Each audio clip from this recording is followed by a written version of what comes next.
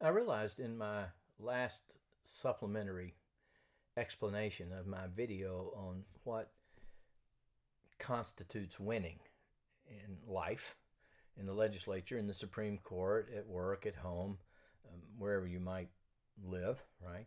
And how we win in those environments by saying we don't talk much about the knowledge of God, the attributes of God, the nature of God.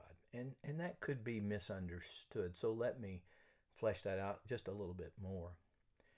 It's almost impossible, I would say, to grow up in a church of any kind and not hear of the triune nature of God or the Trinity.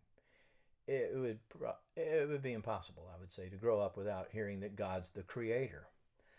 It would You would hear perhaps the words omnipotent, that God has all power, that he's omniscient, that he has knowledge of all things, that he's omnipresent, that God's not limited by time and space, and so God is at all times, at all in all places. Psalm 139. You can't go anywhere and flee from God, right? But what I'm talking about is that those words can be connotation words. They can be words that we use, words that we hold in our head, words that we pronounce, words that we say we believe, but they lack a substantive content. And that substantive content can only be filled in as we come to the knowledge of Christ. That's why I so often refer to Colossians chapter 2, verse 3, that says, I want you to have the riches of going out into a clapping and applauding world with joy and peace that come from the knowledge and the acknowledgement of the mystery of God, of the Father, and of Christ.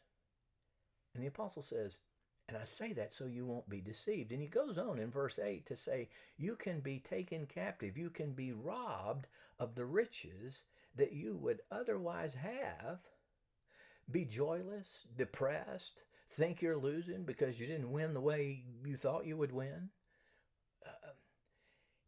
If you're taken captive by empty traditions and philosophies of men that are not according to Christ.